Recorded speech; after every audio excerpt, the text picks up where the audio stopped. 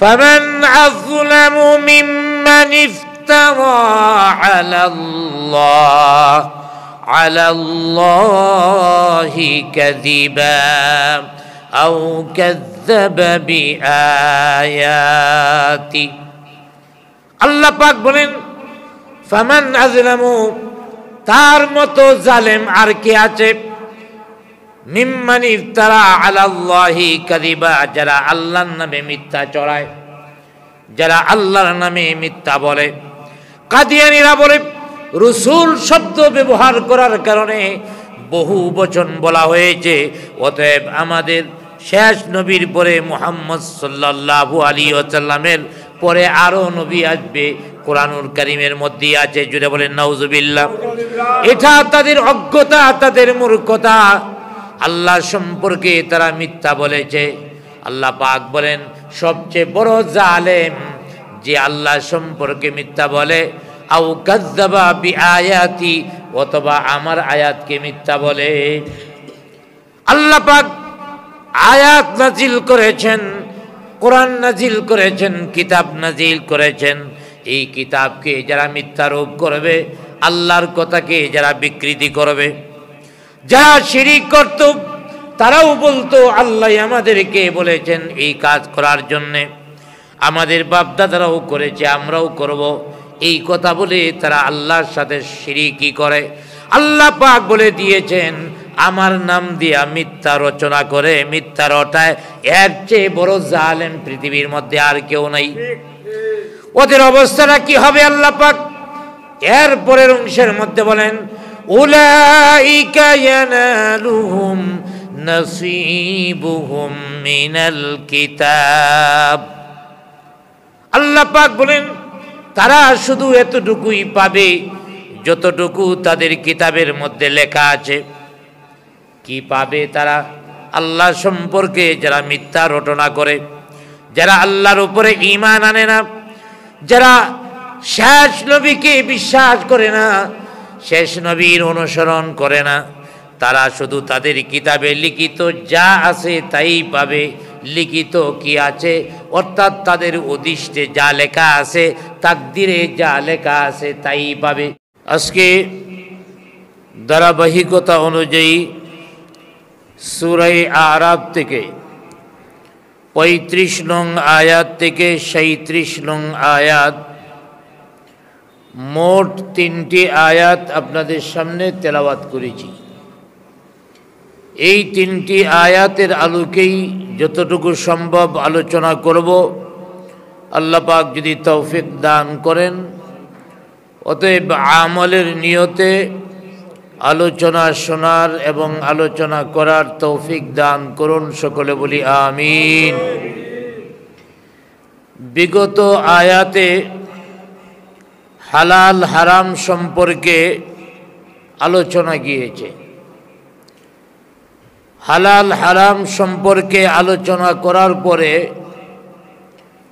আল্লাহ রাব্বুল আলামিন ঘোষণা করেছেন পৃথিবীতে প্রতিটি মানুষ নির্দিষ্ট কাল পর্যন্ত বেঁচে থাকবে।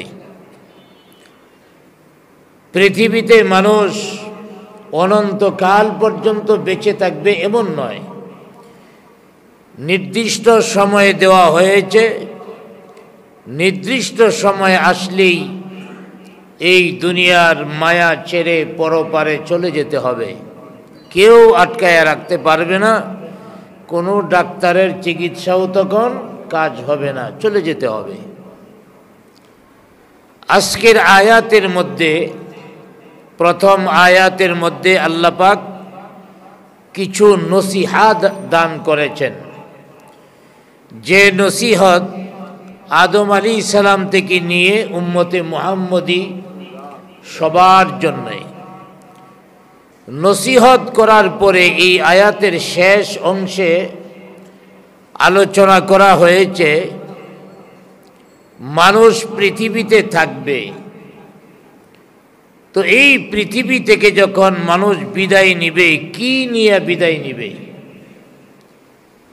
বিদায় নেওয়ার সময় যে জিনিস নিয়ে বিদায় নিবে এই জিনিসটা যদি আল্লাহর পছন্দনীয় হয় তাহলে তার জন্য সফলতা, আর যদি আল্লাহর পছন্দনীয় না হয় তাহলে ব্যর্থতা, ধ্বংস। অতএব আল্লাহর পছন্দনীয় জিনিস কি? যারা কিয়ামতের ময়দানে সফলতা অর্জন করবে, যাদের কোনো ভয় থাকবে না, দুশ্চিন্তা থাকবে না, তাদের কাজগুলি কি? আল্লাহ পাক সংক্ষিপ্তভাবে বলেছেন, ফামান ইত্তাকা ওয়া আসলাহা ফালা খাউফুন আলাইহিম ওয়া লা হুম ইয়াহজানুন। যারা কিয়ামতের ময়দানে সফলতা অর্জন করবে তারা কারা? ফামানিত্তাকা, এক নম্বর হলো যারা পরহেজগারি অবলম্বন করবে, তাকওয়া অর্জন করবে। যারা পরহেজগারি অর্জন করবে, তাকওয়া অর্জন করবে, তারা পরকালে কোনো ভয় থাকবে না, দুশ্চিন্তা থাকবে না। ওয়া আসলাহা, আরেকটা গুণ হলো নিজেকে সংশোধিত করবে, নিজের আমলকে সংশোধন করবে, অর্থাৎ আল্লাহর বিধিবিধান মেনে চলবে। যারা আল্লাহকে ভয় করবে, আল্লাহর ভয়ে আল্লাহর বিধিবিধান মেনে চলবে, কিয়ামতের ময়দানে তাদের অবস্থা কি হবে? ফালা খাউফুন আলাইহিম ওয়ালা হুম ইয়াহজানুন, তাদের জন্য কোনো ভয় নাই, তাদের জন্য কোনো দুশ্চিন্তা নাই। জোরে বলি আলহামদুলিল্লাহ। এই আয়াতের মধ্যে আলোচনা করতে গেলে একটি প্রশ্ন উত্থাপিত হতে পারে, সেটা হলো এই আয়াত কখন নাজিল হয়েছে? কারণ এই আয়াতের মধ্যে বুঝতে একটু কষ্ট হইতে পারে। আমরা একটা কথা মানুষকে বারবার বলি, কোরআনের অনুবাদ পড়ে কোরআন বোঝা সম্ভব না। কারণ কোরআন নাজিল হয়েছে আরবীয়দের উপরে। সাহাবাই কেরাম সবাই আরবি জানতেন, তারপরেও নবীজি ব্যাখ্যা করে কোরআন সাহাবীদের বুঝাইতে হয়েছে। তাইলে বোঝা গেল এই কোরআনের অনুবাদ জানলেই কোরআন বোঝা যাবে না। কারণ কোরআনের মধ্যে এমন কিছু শব্দ আছে ব্যাখ্যা না জানলে পুরা উল্টাপাল্টা হয়ে যাবে, এলোমেলো হয়ে যাবে। আজকে এমন একটা শব্দ প্রথম আয়াতের মধ্যেই, অর্থাৎ সূরা আরাফের ৩৫ নং আয়াতের মধ্যেই রয়েছে, সামনে আলোচনা আসবে। এই জন্যেই প্রথমেই আমাদের জেনে নেওয়া দরকার এই আয়াত নাজিল হয়েছে কখন। এই আয়াত যদিও আল্লাহর হাবিবের উপরে কোরআনে নাজিল হয়েছে, কিন্তু এই বক্তব্য, এই আয়াত আল্লাহ রাব্বুল আলামিন এই কথাগুলি বলেছেন আলমে আরওয়াহায়। সুবহানাল্লাহ বলি। শুধু উম্মতে মুহাম্মদের জন্য নয়, আলমে আরওয়াহার মধ্যে আল্লাহ পাক এই কথাগুলি বলেছেন, যার কারণে এই কথাগুলি নসিহা হয়ে আদম আলাইহিস সালামের উপরে যে সহিফা নাজিল হয়েছে ওই সহিফায় ছিল, নূহ আলাইহিস সালামের উপরে যে সহিফা নাজিল হয়েছে সেই সহিফায় ছিল। যুগে যুগে যত নবী রাসূল এসেছেন যাদের উপরে সহিফা নাজিল হয়েছে সহিফায় ছিল, যাদের উপরে কিতাব নাজিল হয়েছে তাদের কিতাবের মধ্যেও ছিল। তাইলে এই নসিহা অর্থাৎ এই আয়াতের বক্তব্য প্রতিটা যুগে প্রতি নবীর কাছেই এই নসিহা হিসাবে সহিফার মধ্যে অথবা আসমানি কিতাবের মধ্যে লেখা ছিল। অতএব এক নম্বর জানলাম এই আয়াত আল্লাহ পাক এই বক্তব্য দিয়েছেন আলমে আরওয়াহায়, যখন পৃথিবীতে কোনো মানুষের আগমন ঘটেনি। সূরা আরাফের বিগত কয়েকটি রুকুতে হযরতে আদম আলাইহিস সালামের আলোচনা গিয়েছেন, হাওয়া আলাইহিস সালামের আলোচনা গেছে। হযরতে আদম আলাইহিস সালাম এবং হাওয়া আলাইহিস সালাম তারা জান্নাতি জীবন যাপন করতেছিলেন। শয়তানের কুমন্ত্রণায় আদম আলাইহিস সালাম, হাওয়া আলাইহিস সালাম পৃথিবীতে আসতে হলো এবং একটা পর্যায়ে আল্লাহর কাছে তাদের তওবাও কবুল হলো। তওবা কবুল হওয়ার পরে জানিয়ে দিল, তোমরা যে জান্নাত থেকে বের হয়েছো, তোমাদের তওবা কবুল হয়েছে, তোমাদেরকে মাফ করে দেওয়া হয়েছে, ক্ষমা করে দেওয়া হয়েছে, তবে আপাতত জান্নাতে যেতে পারবা না। সাময়িকভাবে জান্নাতের নিয়ামত থেকে আমরা বঞ্চিত হলাম। আমরা মানে আমাদের মা বাবা যদি এখনো জান্নাতে থাকতো, আমরা ওখানেই থাকতাম। অতএব আমরা পৃথিবীর সমস্ত মানুষ সাময়িকভাবে জান্নাত থেকে আমরা বঞ্চিত হলাম। আল্লাহ রাব্বুল আলামিন এই আয়াতের মধ্যে উল্লেখ করে দিয়েছেন, তোমরা পৃথিবীর মধ্যে আপাতত থাকতে হবে, আপাতত জান্নাতে যেতে পারবে না, তবে এই জান্নাত তোমাদের জন্যই রেডি আছে। এই জান্নাত তোমাদের জন্যই, তোমাদেরকেই দেওয়া হবে।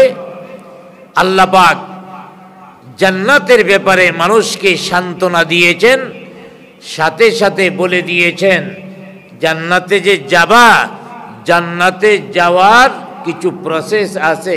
জান্নাতে যাওয়ার জন্য তোমাদের প্রথমত যে কাজটা করতে হবে সেটা হলো আল্লাহর প্রতি ঈমান। কার প্রতি ঈমান? আল্লাহর প্রতি ঈমান থাকতে হবে, আল্লাহর বিধিবিধান মানতে হবে এবং রাসূলগণের অনুকরণ করতে হবে। কারণ আল্লাহ পাক কথাটা তো কইছে আলমে আরওয়াহায়। অতএব আদম আলাইহিস সালাম পৃথিবীতে আসার পরে আমাদের নবীর আগ পর্যন্ত 1 লক্ষ বা 1.25 লক্ষ, কেউ সংখ্যা বলেননি, বরং বলেছেন অসংখ্য। তাইলে 1.25 লক্ষর কম না, বেশি। এই অসংখ্য নবী রাসূল পৃথিবীতে আমাদের নবীর আগ পর্যন্ত এসেছেন। আল্লাহ পাক এই আয়াতের মূল বক্তব্য কি? প্রথম নসিহা, ইয়া বনি আদম ইম্মা ইয়াতিয়ান্নাকুম রুসুলুম মিনকুম ইয়াকুসুনা আলাইকুম আয়াতি। আল্লাহ পাক ডাক দিয়া বলছেন, হ্যাঁ বনি আদম। বনি আদম মানে আদম আলাইহিস সালামের সন্তানাদি, অর্থাৎ পৃথিবীর সমস্ত মানুষ। ইয়া বনি আদম, এই কথা বলে আল্লাহ পাক পৃথিবীর আদম আলাইহিস সালাম থেকে শুরু করে আমাদের নবী মুহাম্মদুর রাসূলুল্লাহ সাল্লাল্লাহু আলাইহি ওয়াসাল্লাম উম্মতে মুহাম্মদি পর্যন্ত সবাইকে ডাক দিয়েছেন, রাসূলুম মিনকুম, তোমাদের মধ্য থেকে তোমাদের কাছে রাসূল আসবে। আসমান থেকে হঠাৎ করে রাসূল আসবে না। আল্লাহ পাক বলে দিয়েছেন তোমাদের মধ্য থেকেই তোমাদের জন্য রাসূল আসবেন। রাসূলের কাজ কি? ইয়াকুসুনা আলাইকুম আয়াতি। রাসূলের কাজ হলো আমার আয়াত তাদেরকে শোনাবে। আল্লাহর পক্ষ থেকে বাণী আসে রাসূলের নিকটে। জুড়ে বলেন, কার নিকটে আসে? রাসূলের নিকটে, নাকি অন্য কারোর নিকটে আসে? আর কোনো মানুষের কাছে আসে না। অতএব রাসূল এই বাণী তার জাতিকে শোনাবেন। অতএব জাতির তখন দায়িত্ব কি হবে? وَأَصْلَحَ فَلَا خَوْفٌ عَلَيْهِمْ فَمَنِ اتَّقَى وَأَصْلَحَ فَلَا خَوْفٌ عَلَيْهِمْ وَلَا هُمْ يَحْزَنُونَ।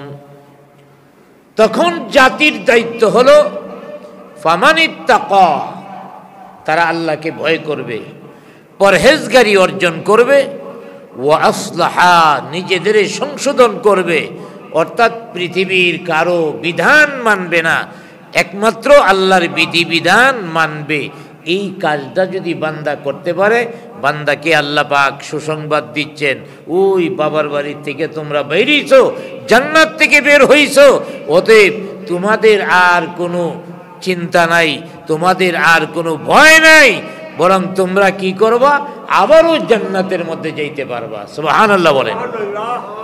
ফালা খাউফুন আলাইহিম ওয়ালা হুম ইয়াহজানুন, অতএব তোমাদের কোনো ভয় নাই, তোমাদের কোনো দুশ্চিন্তাও নাই। অর্থাৎ তোমাদের কাছে যখন রাসূলগণ আসবেন, এই রাসূলের অনুসরণ করবে, আল্লাহর প্রতি ঈমান আনবে। যখন আল্লাহর প্রতি ঈমান আনবে, রাসূলের অনুসরণ করবে, তখন তোমাদের আর কোনো ভয় থাকবে না। আর আল্লামা সানাউল্লাহ পানিপতি রহমাতুল্লাহি আলাই এই আয়াতের তাফসীরের মধ্যে বলেছেন, কিয়ামতের ময়দানে আর কোনো ভয় থাকবে না। অথচ কিয়ামতের ময়দানটা এমন, প্রতিটা মানুষ ভয় করবে। কেমন ভয় করবে? গর্ভবতীর গর্ভপাত হয়ে যাবে, মহিলা টেরও পাবে না। একটু চিন্তা করেন কিয়ামতের দৃশ্যটা কেমন হবে। গর্ভবতী যদি কোনো মহিলা থাকে, তার গর্ভপাত হয়ে যাবে, মহিলা টেরও পাবে না। এমন দুশ্চিন্তাগ্রস্ত মানুষগুলি হবে। অতএব যারা ফামানিত্তাকা ওয়া আসলাহা, দুইটা গুণ অর্জন করতে পারবে, তাদের কোনো দুশ্চিন্তা নাই।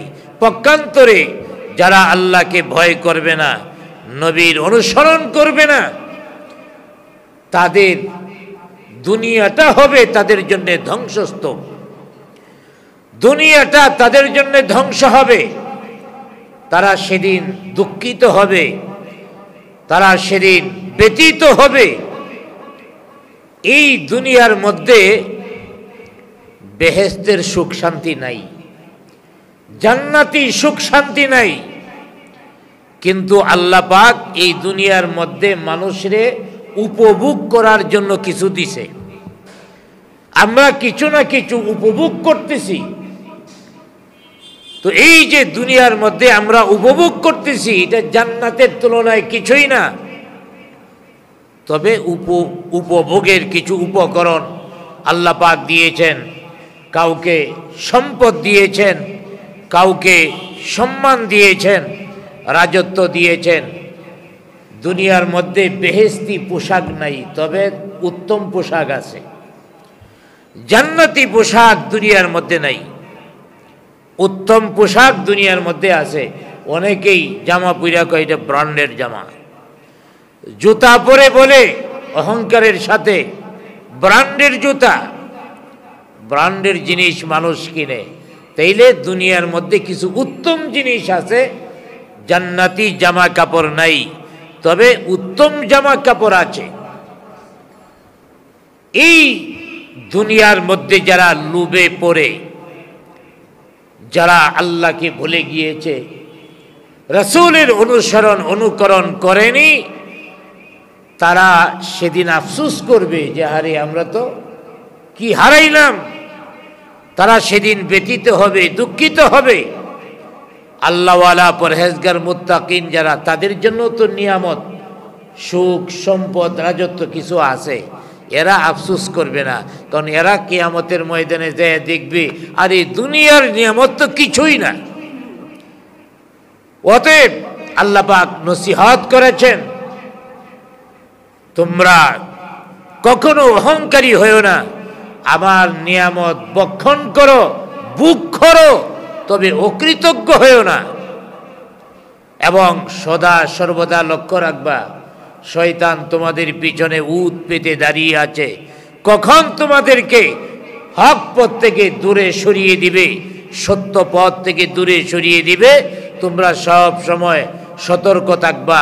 যাতে তোমাদের সর্বনাশ করতে না পারে, কারণ তোমাদের মা বাবা দুইজনরে এই শয়তানি জান্নাত থেকে বের করেছে।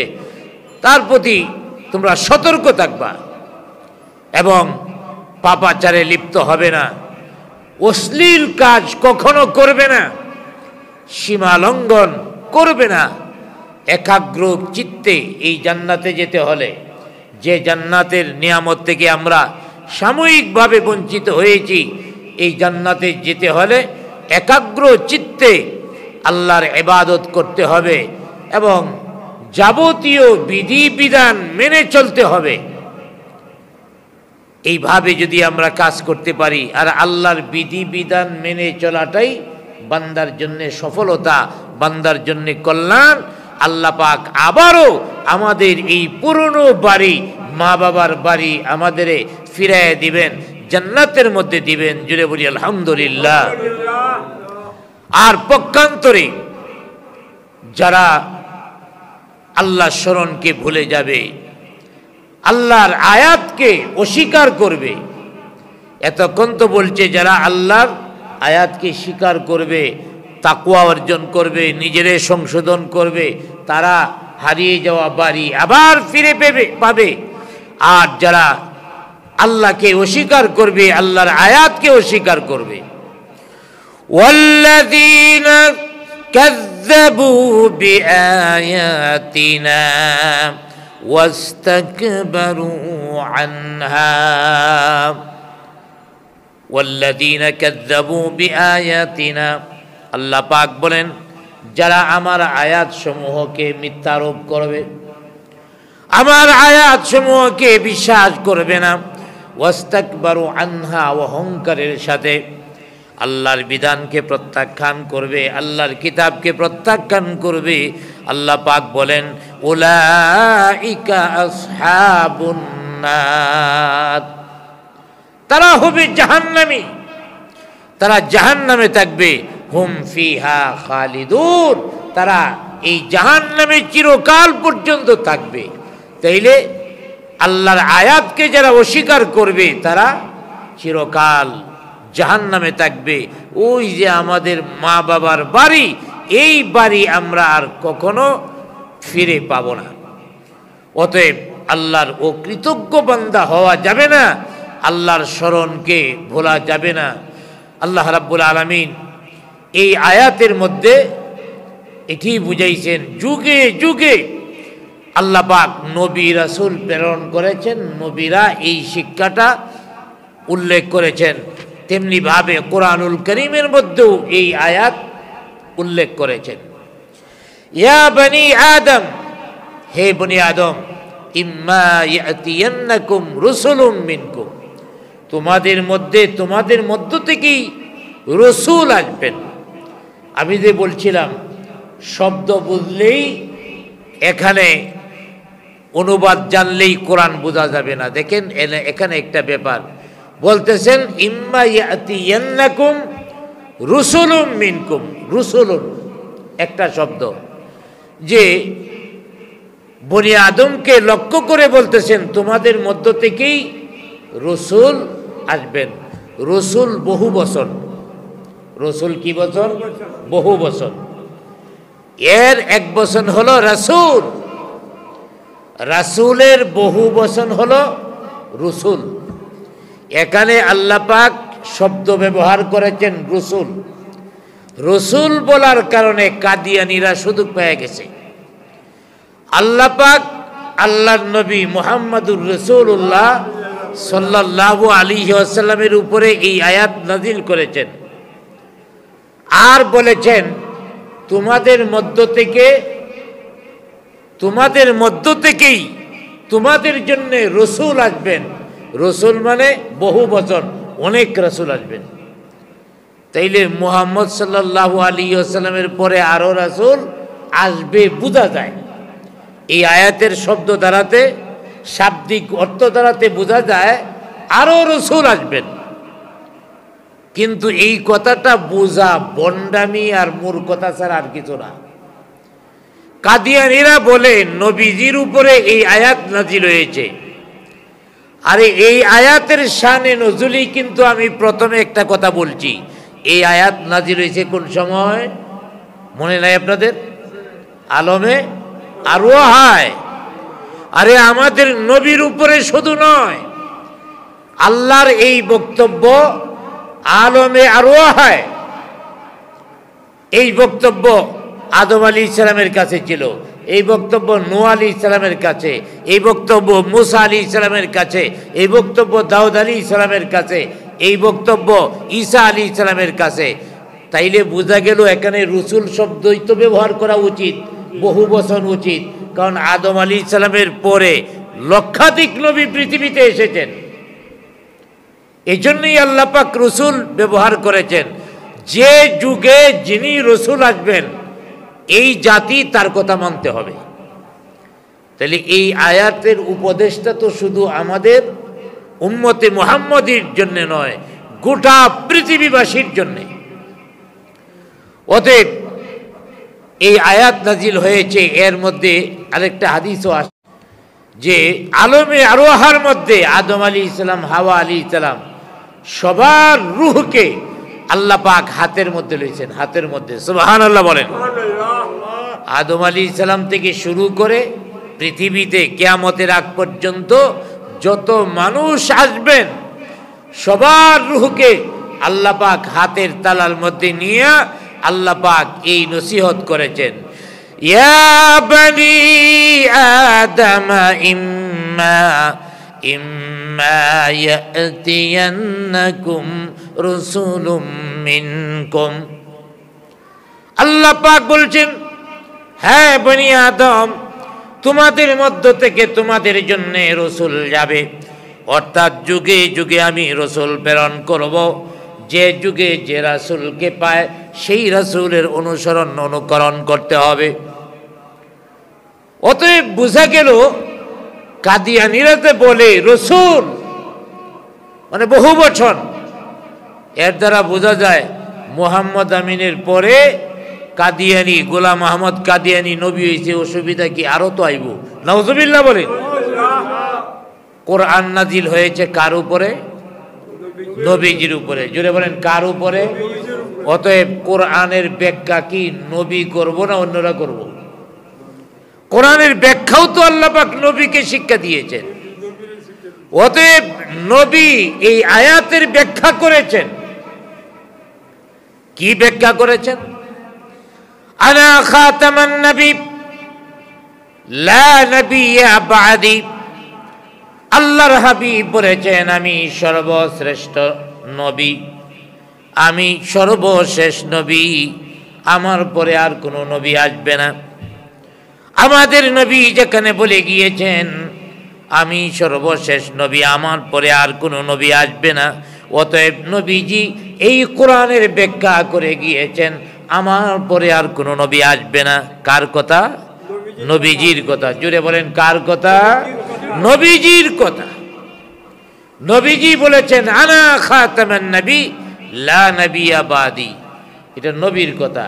এখন বলতে পারেন আল্লাহ তো বলে নেই, না, আল্লাহও বলে দিয়েছেন, মা কানা মুহাম্মাদুন আবা আহাদিম মির রিজালিকুম ওয়ালাকিন রাসূলুল্লাহি ওয়া খাতামান নবিয়্যিন। আল্লাহ পাক বলেন, মা কানা মুহাম্মাদুন আবা আহাদিম মির রিজালিকুম, মুহাম্মদ আমিন তোমাদের মধ্য থেকে কোনো পুরুষের পিতা নন। নবীজির কোনো ছেলে সন্তান ছিল? ছেলে সন্তান ছোট সময়ই মারা গেছে। এই জন্য বলছেন তোমাদের মধ্য থেকে কোনো ছেলে সন্তানের পিতা নন। এই কথা কেন বলছে? এটারও কারণ আছে। কারণ হলো ওই যে নবীজির পালিত পুত্র যায়েদ ইবনে হারেসা, যায়েদ ইবনে হারেসা, এই জায়েদ রে যায়েদ ইবনে মুহাম্মদও বলতো। তো যায়েদ ইবনে হারেসা, যায়েদের বাপের নাম হারেস, যায়েদ রে নবীজি ফালছে। যায়েদ রে ছোট থাকতে বিক্রি করে দিয়েছিল। যাক, শেষ পর্যন্ত নবী তাকে কিনছে, আজাদ করছে এবং নবীর বাড়িতেই ছিল। এক সময় ওই হারেসা আসছে নবীর কাছে, আইসা বলতেছে, হুজুর অভাবের কারণে পোলাটারে বিক্রি করে দিয়েছিলাম, এখন আমি আবার পোলাটারে নিয়ে নিতে চাই, যে দামে দাম চান ফেরত দেব। আল্লাহ নবী বললেন, কোনো টাকা পয়সা ফেরত দিতে হবে না, তোমার ছেলে যদি তোমার সাথে যায় নিয়ে যাও। তার পিতা যায়েদকে বলল, ও যায়েদ চলো, আমি তোমাকে নেবার জন্য এসেছি, অভাবের কারণে বিক্রি করে দিয়েছিলাম। এবার যায়েদ বাপকে সাফ জানায় দিল, না আপনার কাছে আমি আর কখনো যাব না, আমি যে বাপ পেয়েছি মুহাম্মদ আমিন আল্লাহর নবীকে আমি বাপ হিসাবে পেয়েছি, আর কোনো বাপ আমার দরকার নেই। সুবহানাল্লাহ বলেন। যে স্নেহ মমতা আমি পেয়েছি, আপনি কি আদর করবেন আমাকে? নবীজি আমাকে যে আদর করেছেন, নবীজির মেয়ে ফাতেমা আমার বোন, ভাই হিসাবে আমাকে যে আদর করেছেন, আমি এই আদর কোথায় পাবো? অতএব আমি যাব না। হারেসা নিতে পারলো না। তো এক সময় সেই হারেসার ওই যায়েদ বিবাহ করলো। কাকে? জয়নবকে, নবীজির চাচাতো বোন জয়নবকে বিবাহ করলেন। জয়নব উঁচু বংশের, আর যায়েদ ছিল গোলাম, বিবাহ অ্যাডজাস্ট হয় নাই। এই জন্য বিবাহের ক্ষেত্রে একটা জিনিস সবসময় লক্ষ্য রাখতে হবে, এটার নাম হলো কুফু, মানে সমতা। সমতা রক্ষা করা। ছেলে যদি হয় কোটিপতি আর মেয়ে যদি হয় ভাঙ্গা ঘরের, অনেক সময় সমস্যা হতে পারে। হ্যাঁ, আপনার কোটিপতি ছেলেরে যদি দিনদার হিসাবে গড়ে তুলতে পারেন, তখন সমস্যা হয় না। তবে মনে রাখতে হবে, সমতা রক্ষা করাটাই ভালো। একজন স্বাধীন মানুষ একজন গোলামকে মেনে নেওয়া একটু কঠিন। বিবাহ টিকতেছে না, ঝগড়াঝাটি লাগিয়েই থাকে। শেষ পর্যন্ত যায়েদের সাথে বিবাহ বিচ্ছিন্ন হয়ে গেল এবং আল্লাহর হুকুমে জয়নবকে নবীজি বিবাহ করলেন। সুবহানাল্লাহ বলেন। মক্কার মধ্যে কাফের বিমানেরা রটনা করলো, সর্বনাশ করে ফেলাইছে। কি? নিজের ফুলার বউরে বিয়া করে ফেলাইছে। অপপ্রচার শুরু করলো। আল্লাহ পাক আয়াত নাজিল করলেন, ওই কাফের বেঈমানেরা, ফুলা হইলে কই? আমার নবীর কোনো ছেলে সন্তান নাই, তাইলে ফুলার বউ আইব কই থেকে? মা কানা মুহাম্মাদুন আবা আহাদিম মির রিজালিকুম। আল্লাহ পাক বলে দিয়েছেন, তোমাদের মধ্য থেকে কোনো পুরুষ সন্তানের পিতা নন। অতএব পুরুষ সন্তানের পিতা যেহেতু না, ছেলের বউ হওয়ার প্রশ্নই আসে না। ওয়ালাকিন রাসূলুল্লাহ, তবে তিনি কি? মুহাম্মদ আমিন হলেন আল্লাহর রাসূল, ওয়া খাতামান নবিয়্যিন, এবং শেষ নবী। জুড়ে বলি সুবহানাল্লাহ।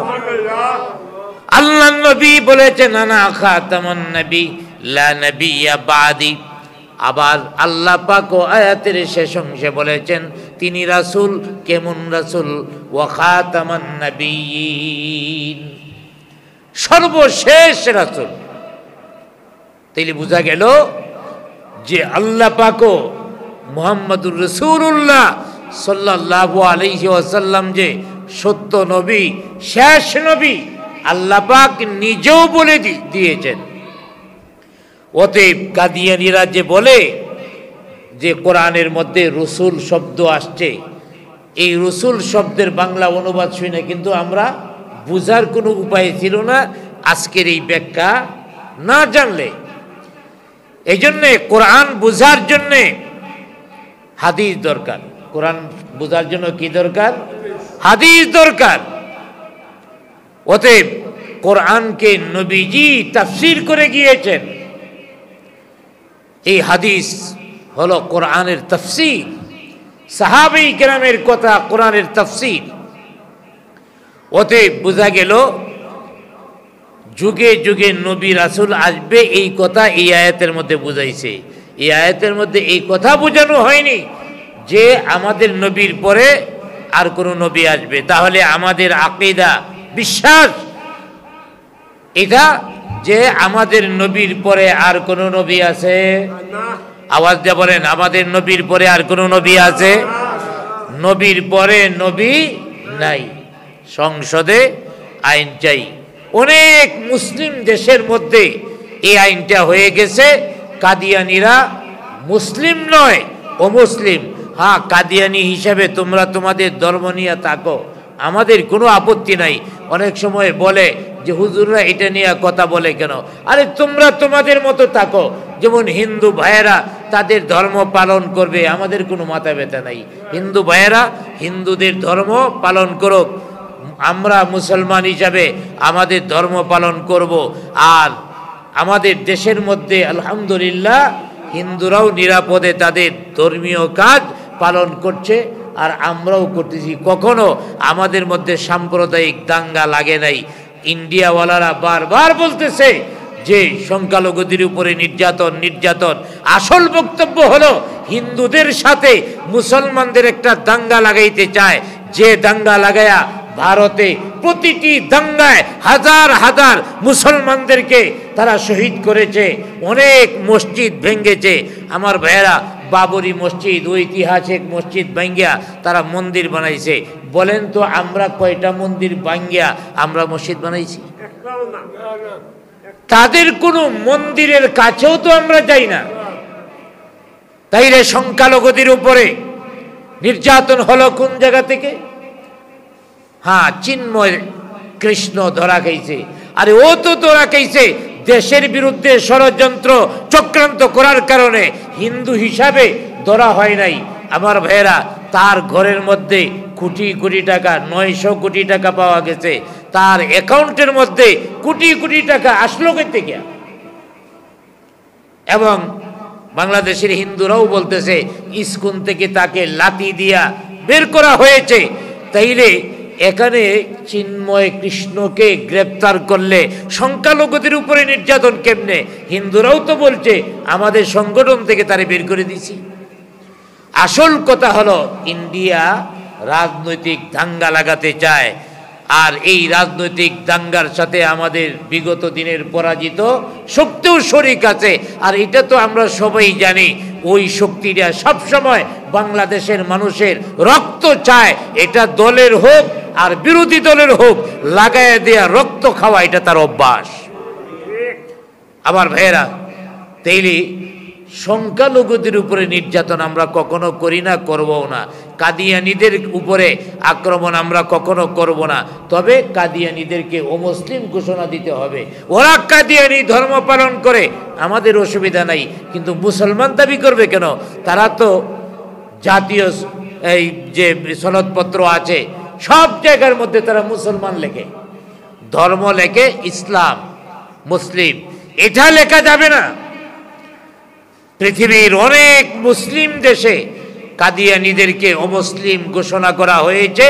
আমাদের বাংলাদেশেও এমন একটা সরকার আসুক যে সরকার সাহস করে কাদিয়ানীদেরকে অমুসলিম ঘোষণা করতে পারবে।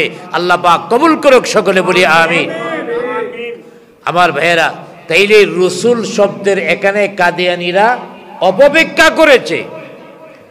আর যারা আল্লাহর কথার অপব্যাখ্যা করে অথবা আল্লাহর আয়াত নিয়ে মিথ্যা রচনা করে, তাদের ব্যাপারে এর পরের আয়াতের মধ্যে আল্লাহ পাক বলেছেন, ফামান আযলামু মিম্মান ইফতারা আলাল্লাহি কাযিবা আও কাযযাবা বিআয়াতি। আল্লাহ পাক বলেন, ফামান আযলামু, তার মতো জালেম আর কে আছে? মিম্মান ইফতারা আলাল্লাহি কাযিবা, যারা আল্লাহর নামে মিথ্যা চড়ায়, যারা আল্লাহর নামে মিথ্যা বলে। কাদিয়ানীরা বলে রসুল শব্দ ব্যবহার করার কারণে বহু বচন বলা হয়েছে, অতএব আমাদের শেষ নবীর পরে মুহাম্মদ সাল্লাল্লাহু আলাইহি ওয়াসাল্লামের পরে আরো নবী আসবে, কোরআনুল কারীমের মধ্যে আছে। জুড়ে বলেন নাউজুবিল্লাহ। এটা তাদের অজ্ঞতা, তাদের মূর্খতা। আল্লাহ সম্পর্কে তারা মিথ্যা বলেছে। আল্লাহ পাক বলেন সবচেয়ে বড় জালেম যে আল্লাহ সম্পর্কে মিথ্যা বলে, আও কাযযাবা বিআয়াতি, অথবা আমার আয়াতকে মিথ্যা বলে। আল্লাহ পাক আয়াত নাজিল করেছেন, কোরআন নাজিল করেছেন, কিতাব নাজিল করেছেন। এই কিতাবকে যারা মিথ্যারোপ করবে, আল্লাহর কথাকে যারা বিকৃতি করবে, যারা শিরিক করত, তারাও বলতো আল্লাহ আমাদেরকে বলেছেন এই কাজ করার জন্যে, আমাদের বাপদাদারাও করেছে, আমরাও করব। এই কথা বলে তারা আল্লাহর সাথে শিরিকি করে। আল্লাহ পাক বলে দিয়েছেন আমার নাম দিয়া মিথ্যা রচনা করে, মিথ্যা রটায়, এর চেয়ে বড় জালেম পৃথিবীর মধ্যে আর কেউ নাই। ওদের অবস্থাটা কি হবে আল্লাহ পাক এর পরের অংশের মধ্যে বলেন, উলাইকা ইয়ানালুহুম নসিবুহুম মিনাল কিতাব। আল্লাহ পাক বলেন তারা শুধু এতটুকুই পাবে যতটুকু তাদের কিতাবের মধ্যে লেখা আছে। কি পাবে তারা? আল্লাহ সম্পর্কে যারা মিথ্যা রটনা করে, যারা আল্লাহর উপরে ঈমান আনে না, যারা শেষ নবীকে বিশ্বাস করে না, শেষ নবীর অনুসরণ করে না, তারা শুধু তাদের কিতাবে লিখিত যা আছে তাই পাবে। লিখিত কি আছে অর্থাৎ তাদের উদ্দিষ্টে যা লেখা আছে, তাকদিরে যা লেখা আছে তাই পাবে। সেইগুলি কি? অর্থাৎ এই লোকটা পৃথিবীর মধ্যে কতটুকু হায়াত পাবে, সেই হায়াতটা কিতাবের মধ্যে লেখা আছে। সেই হায়াতটা আল্লাহ পাক আগেই লিখে রেখেছেন। অতএব ওরা শুধু এতটুকুই পাবে যারা আল্লাহ সম্পর্কে মিথ্যা রচনা করে। ওরা যতটুকু হায়াত আল্লাহ পাক নির্ধারণ করে দিয়েছেন এতটুকু হায়াত পাবে। যতটুকু সম্মান মর্যাদা আল্লাহ পাক নির্ধারণ করে দিয়েছেন দুনিয়াতে, এতটুকু তারা পাবে। যতটুকু সময় নির্দিষ্ট আল্লাহ পাক করে দিয়েছেন এই নির্দিষ্ট সময়টা পাবে। আর সর্বশেষ যখন নির্দিষ্ট সময়ে শেষ হয়ে যাবে, তখন তাদের নিকটে হযরতে আজরাইল আলাইহিস সালাম আল্লাহর পক্ষ থেকে ফেরেশতা হাজির হয়ে যাবে। হযরতে আজরাইল আলাইহিস সালাম জান কবজ করার জন্য আসবেন আর বলবেন, হে আল্লাহর নাফরমান, আল্লাহ সম্পর্কে মিথ্যা রটাইতা তুমি দুনিয়ার মধ্যে, আল্লাহকে ভুলে যায় শয়তানের অনুসরণ করতা, বিভিন্ন দেবতাকে তোমরা পূজা করতা, অর্চনা করতা, আল্লাহর জায়গার মধ্যে বসায় নিছিলা। এখন তোমার জান কবজ হবে, তোমার শাস্তি হবে। এখন তোমার ওই রব কই যে রবের ইবাদত তুমি করতা, যে রবের পূজা করতা, ওই খোদা এখন কোথায়? তোমার বিপদের সময় তাকে ডাকো। ওই লোকগুলি নিজেদের অন্যায়, নিজেদের অপরাধ স্বীকার করে নিবে আর বলবে আসলে আমরাই অন্যায় করে ফেলেছি, ভুল করে ফেলেছি। আমরা যাদের ইবাদত করতাম, আমরা যাদের ডাকতাম, তাদের আমরা হারায় ফেলাইছি। ওরা যে আমাদেরকে রেখে কোথায় গেছে জানি না, তাদেরকে আমরা হারিয়ে ফেলেছি। আর না হারাইলেই বা কি, তারা তো এমন দুর্বল, আমাদের কোনো উপকার তারা করতে পারবে না। তখন তারা কান্নাকাটি শুরু করবে, বিলাপ শুরু করবে, চোখ দিয়া পানি ঝরবে, কাঁদতে থাকবে, চিল্লাইতে থাকবে, আল্লাহর কাছে মাপ চাইবে, কিন্তু একটি গুনাহ মাপ হবে না। আল্লাহ রাব্বুল আলামিন তাদের কোনো তওবা কবুল করবে না। আজরাইল বলবে, আনা ফরমান, যে আল্লাহ সৃষ্টি করলো, যিনি তোমারে বানাইলো, যিনি তোমারে রিজিক দিল, ওই আল্লাহরে ভুলে গেছিলা। অস্থায়ী দুনিয়ারে তুমি স্থায়ী মনে করেছিলা, কোন স্থায়ী দুনিয়ারে তুমি স্থায়ী মনে করেছিলা। বর্তমান সময়টাকে তুমি আসল মনে করেছিলা, ভবিষ্যৎকে তুমি ভুলে গিয়েছিলা। আল্লাহর উপরে ঈমান আনো নাই, আল্লাহর নবীর অনুসরণ করো নাই, অতএব এখন তোমাকে কে আযাব থেকে রক্ষা করবে? আল্লাহ ছাড়া আর কেউ আযাব থেকে রক্ষা করার নাই। লোকটা চিল্লাইতে থাকবে, লোকটা চিল্লাইতে থাকবে, আল্লাহর দরবারে তার চিল্লানির আওয়াজ পৌঁছবে না। দুনিয়ার মধ্যে যদি একজন মানুষ তওবা করে, চোখের পানি ছেড়ে দিয়া আল্লাহ বলে চিৎকার মারে, আল্লাহ পাক হাদিসে কুদসির মধ্যে বলেন, বান্দা যখন আল্লাহ বলে ডাক মারে তখন আমি তার কাছে দৌড়ে হাজির হই, দ্রুত হাজির হই। বান্দার চোখ দিয়া যখন পানি বের হয়ে যায়, এই পানিটা জড়ায়া পড়ার আগে আমি আমার বান্দার জীবনের গুনাহগুলি মাফ করে দিই। আবার ভাইরা, হযরত আব্দুল্লাহ ইবনে আব্বাস রাদিয়াল্লাহু তাআলা আনহু আল্লাহর হাবিব থেকে একটি হাদিস বর্ণনা করেছেন। আল্লাহর হাবিব একদিন এক আনসারী সাহাবীর জানাজার মধ্যে গেলেন। জানাজার মধ্যে যাওয়াটা কিন্তু অনেক নেকির কাজ। জানাজার মধ্যে গেলে উপকার হয়। এর মধ্যে এক নাম্বার হলো, এই লোকটা আমার মতো একটু আগেও জীবিত ছিল, তিনি চলে গিয়েছেন, আমিও থাকতে পারবো না, আমারও তার মতো চলে যেতে হবে। এই জন্যে নবীজি বেশি বেশি জানাজায় শরীক হতে বলেছেন। আমার ভাইয়েরা, আনসারী সাহাবীর জানাজায় হাজির হলেন। আল্লাহর হাবিব দেখলেন এখনো কবর খননের কিছুটা বাকি আছে। আল্লাহর হাবিব এক জায়গার মধ্যে বসে অপেক্ষা করতেছিলেন। চতুর্পার্শ্বে সাহাবায়ে কেরাম বসে গেলেন। আমার ভাইয়েরা, আল্লাহর হাবিব সাল্লাল্লাহু আলাইহি ওয়াসাল্লাম সাহাবায়ে কেরামদেরকে লক্ষ্য করে বললেন, তোমরা ভালো করে শোনো, ভালো করে শোনো, তোমরা ভালো করে শোনো। লোকটা যদি আল্লাহওয়ালা হয়ে, ইমানদার হয়ে, নেককার হয়, তার কাছে আজরাইল আসার আগে একদল ফেরেশতা হাজির হয়ে যায়। এই দলের মধ্যে সদস্য তাকে ৭০,০০০। সবার পরনে শুভ্র সাদা পোশাক, মাইয়েতের চতুর্পার্শ্বে দিয়া বসে যায়।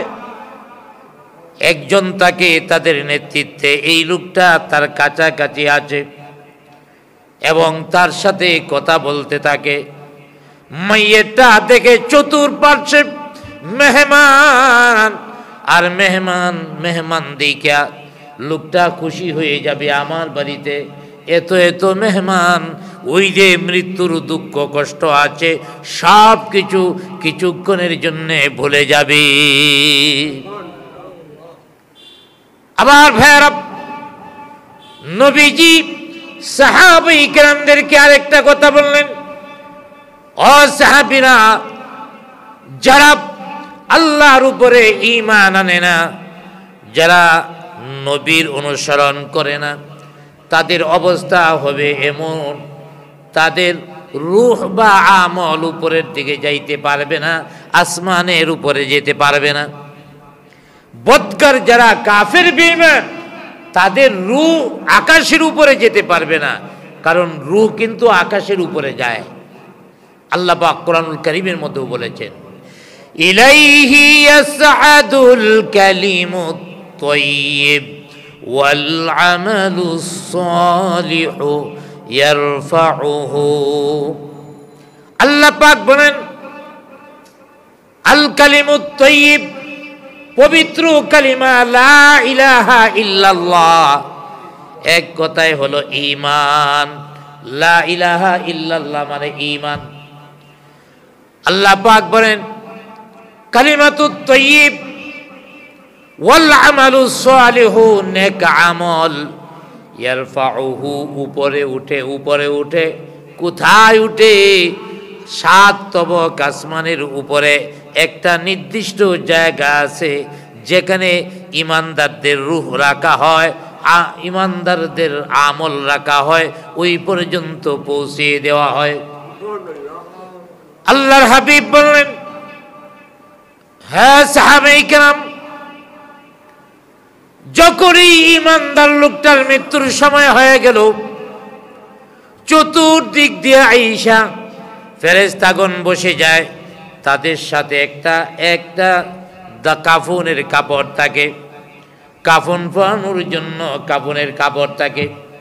আমরা তো লোকটার দেহটাকে দুনিয়ার কাপড় দিয়া মুড়াই, আর আসমান থেকে যে ফেরেশতাদের দল আসে, এই ফেরেশতাটা বান্দার রূহটাকে জান্নাতি কাপড় দিয়া পেঁচান। আমরা দুনিয়ার কাপড় দিয়া দেহরে পেঁচাই, আর ফেরেশতারা জান্নাতি কাপড় দিয়া, জান্নাতি কাফন দিয়া রূহটারে পেঁচাইয়া উপরের দিকে নিয়ে যাওয়া শুরু করে। উপরের দিকে তখন দেখে বিশাল মিছিল আসতে থাকবে, আরো 70,000 ফেরেশতার মিছিল ওই রূহটাকে অভ্যর্থনা জানাতে থাকবে। সুবহানাল্লাহ। রূহটাকে নিয়ে যখন প্রথম আকাশের কাছাকাছি নিয়ে যাওয়া হয়, এই যে আনুষ্ঠানিকতা হয়, আমরা দুনিয়ার মানুষেরা এইগুলি কিন্তু দেখি না, কিন্তু আনুষ্ঠানিকতা হয়। একটা মানুষকে নিয়ে হাজার হাজার ফেরেশতারা আনুষ্ঠানিকতা করে। প্রথম আকাশের দরওয়াজার কাছাকাছি যাওয়ার পর প্রহরী দায়িত্বশীল ফেরেশতা ডাক দিয়া বলে, ও আল্লাহ তৈরি ফেরেশতারা, তোমরা কার রূহ নিয়ে আইলা? এত সুঘ্রাণ চড়াচ্ছে, চতুর্দিক সুঘ্রাণে মোহিত হয়ে গেছে, কার রূহ নিয়ে আসলা? তখন ফেরেশতারা বলে, আল্লাহর জমিনে অমুকের পুত্র অমুকের রূহ নিয়ে আসলাম। সাথে সাথে প্রথম আকাশের দরওয়াজা খুলে দিবেন। এইভাবে দ্বিতীয় আকাশ, তৃতীয় আকাশ, চতুর্থ আকাশ, এভাবে নেওয়ার পরে ওখানে একটা জায়গার নাম আছে ইল্লিন। ওই ইল্লিনে তার নেক আমলটা রাখা হয়, রূহটারে ফেরত নিয়ে আসা হয়। আমরা কেউ দেখি না, আমরা দেহটারে কবরের মধ্যে দাফন করি। কবরের মধ্যে দাফন করার পরে ওই ইল্লিনে রূহ রাখার পরে আবার তার এই আমল রাখার পরে রূহটাকে আবার কবরের মধ্যে আইনে দেহের মধ্যে ফিটিং করে দেওয়া হয়। সওয়াল জবাব শুরু হয়ে যায়। আমার ভাইয়েরা, মুনকার নাকির আসেন, আইসা তাকে সওয়াল করেন। এক নাম্বার, মার রাব্বুকা, তোমার রব কে? দ্বিতীয় নাম্বার, ওয়ামান দীনুকা, তোমার দিন কি? নবীজির চেহারা দেখায়া, মান হাদার রাজুল, এই লোকটাকে প্রথমেই যখন জিজ্ঞাসা করা হয়, মার রাব্বুকা, তোমার রব কে? যে লোকটার ঈমান আল্লাহর উপরে নাই, এই লোকটা আমার রব আল্লাহ বলতে পারবে? সারাটা জীবন ঈমান আনে নাই, আল্লাহর উপরে ঈমান রাখে নাই। শুধু তাই নয়, সারাটা জীবন রবের বিধি বিধানের উল্টা কাজ করেছে। যখন প্রশ্ন করা হবে, মার রব্বুকা, তোমার রবকে, ওই লোকটা আর জবাব দিবে কি? লা আদরি, লা আদরি, আমি কিছুই জানি না, কিছুই জানি না। ওয়ামান দীনুকা, তোমার দিন কি? যে লোকটা সারাটা জীবন দ্বীনের বিরোধিতা করেছে, আল্লাহর জমিনের মধ্যে আল্লাহর দ্বীনকে যারা প্রতিষ্ঠিত করতে চায়, ওদের পিটাইছে, ওদেরকে থামানোর জন্য চাইছে, ওদের জেলের ভিতরে ভরছে, ওদেরকে ফাঁসির কাষ্ঠের মধ্যে ঝুলাইছে, ওই লোকটা বুঝি বলতে পারবে দ্বীন-ই আল ইসলাম? এই লোকটার জবান দিয়া দ্বীন-ই আল ইসলাম আসবে না। পৃথিবীতে তো মুসলমান ছিল গরু খাওয়া মুসলমান, প্রকৃত মুসলমান ছিল না। আবার ভাইয়ারা, আল্লাহ ওয়ালা পরহেজগার মুত্তাকিন, তাকে যখন জিজ্ঞাসা করা হবে, মার রব্বুকা, লোকটার সাথে সাথে বলবে রব্বি আল্লাহ, আমার রব হলো আল্লাহ। জুড়ে বলেন আমার রবকে। রব্বি আল্লাহ। জীবনে লোকটা দুনিয়াতে আরবি পড়ে নাই। এই প্রশ্নের জবাব দুনিয়াতে শিক্ষা যাওয়ারও প্রয়োজন নাই। দুনিয়াতে শিক্ষা গেলে যদি হইতো তাহলে সব মৌলবীরা কবরের মধ্যে ফাঁস করে ফেলাইতো, কিন্তু না। আমল যদি না থাকে, ঈমান না থাকে, আরবি জানলেও কবরে গিয়া রব্বি আল্লাহ বলতে পারবে না। ওমান দীনুকা, তোমার দিন কি, আরবি জানলেও বলতে পারবে না। লোকটা যদি ঈমানওয়ালা হয়, পরহেজগার হয়, আল্লাহর বিধি বিধান মেনে চলে, তাহলে সাথে সাথে বলে দিবে দীনিয়াল ইসলাম। তৃতীয় নাম্বার প্রশ্ন, আল্লাহর হাবিবের চেহারা দেখাবে আর বলবে মান হাযার রাজুল, ওই লোকটাকে। আমার ভাইয়েরা, আমাদের নবীরে আমরা দেখছি, যেটা বলেন দেখছি। যদি একটা গাছের মধ্যে পেরাক বানা হয়, অসংখ্য পেরাক, আর এই পেরাকওয়ালা তক্তাটা যদি সুতার মধ্যে ফালানো হয়, তারপরে যদি টানা হয়, সুতা যেমন ছিঁড়ে বেড়ে আসতে থাকবে, তার রুহটা এইভাবে রগগুলি টাস টাস টাস টাস করে ছিটতে থাকবে আর বের হতে থাকবে। জুড়ে বলি নাউজুবিল্লাহ। আর জান্নাতীর জন্য হযরতে আজরাইল আলাইহিস সালাম বলবেন, বান্দারে এই দেখো আমার হাতে জান্নাত, ভালো করে দেখো। বান্দা দেখবে জান্নাত, আরে কি সুন্দর নাজ নিয়ামত। এবার আজরাইল আলাইহিস সালাম বলবেন, আল্লাহ পাক এখতিয়ার দিয়েছেন, আরো কিছুদিন যদি থাকতে চাও সময় দেওয়া হবে, তবে মরলেই এই জান্নাতের নাজ নিয়ামত। লোকটা ডাক দিয়া বলতে থাকবে, হে হে আজরাইল, একটা মুহূর্ত দেরি নয়, এই অশান্তির দুনিয়াতে, এই অশান্তির দুনিয়াতে একটা মুহূর্ত আর থাকতে চাই না। যে জান্নাত দেখলাম জান্নাতে নিয়ে যাও। ওই লোকটা বলবে আমারে জান্নাত জান কবজ করো। আজরাইল জান কবজ করবে। আল্লাহ নবী বলেছেন, একজন দুধের শিশু মার কোলের মধ্যে যেমনি ভাবে আরামে দুধ পান করে, তেমনি ভাবে তার মরণ হয়ে যাবে। কিন্তু কাফেরের মরণটা সব ছিঁড়ে বিড়ে নিবে, তারপরে উপরের দিকে যাইতে থাকবে। প্রথম আকাশের কাছাকাছি যাওয়ার আগে আরো 70,000-এর একটা দল আসবে তাকে ঘৃণা জানাবার জন্যে। আর প্রথম আকাশে নিয়ে যাওয়ার পরে সব ফেরেশতারা নাকের মধ্যে ধরবে আর বলবে, এই খবিশের আত্মা কইতে গেল, এই খবিশের আত্মা কোথা থেকে এনেছ, নিয়ে যাও। তার জন্য দরওয়াজা খোলা হবে না। আল্লাহ পাক যে বলে দিয়েছেন, ইলাইহি ইয়াসআদুল কালিমুত তাইয়্যিব ওয়াল আমালুস সালিহু ইয়ারফাউহু। পবিত্র কালিমা ঈমান উপরে উঠবে, আমল উপরে উঠবে, নেক আমল। ওই বদগার রে ওখান থেকেই প্রথম আকাশ থেকেই ফিরিয়ে দেওয়া হবে, ওই নিচে নিয়ে দাও। সাততাবক জমিনের নিচে আরেকটা জায়গার নাম আছে সিজ্জিন। আল্লাহ ওয়ালাদের ইমানদারদের রূহ থাকবে সাততাবক আকাশের উপরে ইল্লিনের মধ্যে, আর বদগারদের রূহ নিয়ে যাওয়া হবে সিজ্জিনে, ওখানে এন্ট্রি করানো হবে, তারপরে কবরের মধ্যে আনা হবে। এবার জিজ্ঞেস করা হবে, মার রব্বুকা, ওই বলবে লা আদরি, ওমান দীনুকা লা আদরি, ওমা হাযার রাজুল লা আদরি। সব খালি লা আদরি লা আদরি বলবে। আল্লাহ পাক ডাক দিয়ে বললেন, হ্যাঁ মুনকার নাকির ফেরেশতারা, আর তাকে কিছুই জিজ্ঞাসা করার দরকার নাই। ওই নাফরমান বেঈমান তাকে জাহান্নামের এক সেট জামা পরায় দাও, তার কবরে জাহান্নামী বিছানা বিছায় দাও।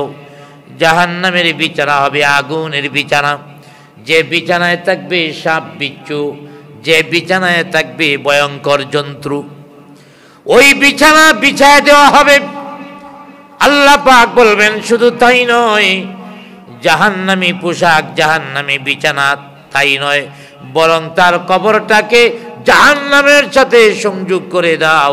জাহান্নামের শাস্তি এই কবরের মধ্যে আসবে এবং কিয়ামত পর্যন্ত চা চলতে থাকবে।